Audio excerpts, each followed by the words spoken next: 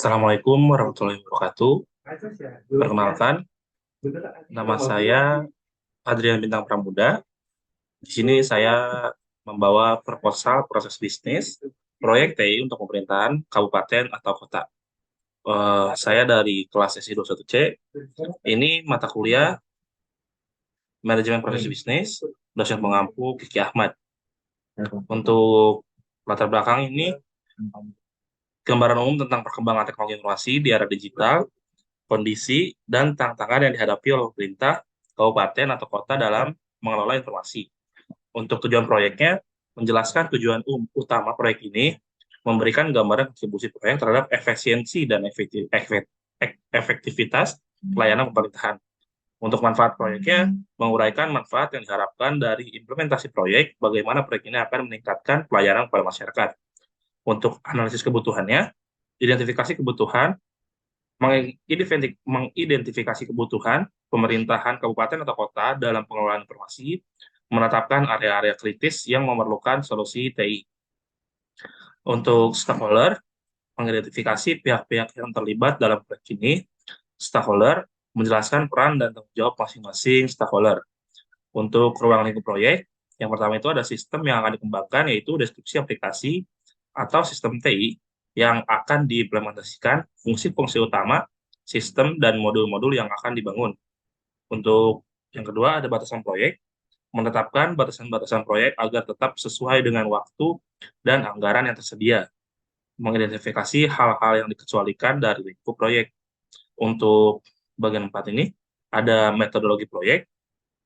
Yang pertama ada tahapan proyek, menjelaskan langkah-langkah secara rinci dari awal hingga akhir proyek, menetapkan waktu yang diperlukan untuk setiap tahap. Untuk metode pengembangannya, ada yang akan digunakan, misalnya model pengembangan agile atau waterfall, rincian peran setiap anggota tim proyek.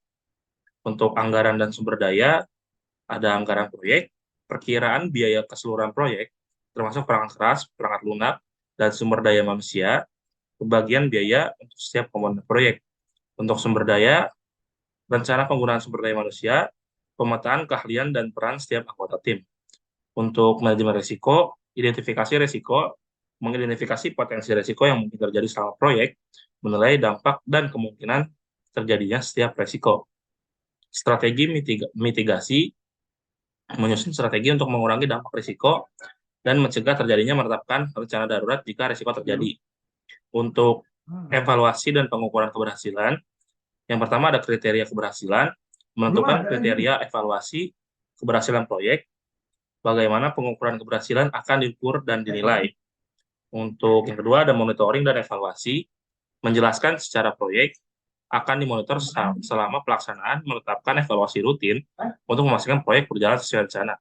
Untuk waktu dan pelaksanaan, yang pertama ada jadwal proyek, menyusun jadwal proyek dengan tahap-tahapan utama dan waktu pelaksanaan, menetapkan yang diperlukan pelaksanaan tiap tahap. Untuk referensi, yang pertama ada daftar pusaka, berinci referensi dan sumber informasi yang digunakan dalam penyusunan proposal, mengacu pada sumber-sumber yang mendukung kebutuhan dan keberhasilan proyek. Untuk lampiran yang bisa dilihat untuk anggaran proyek.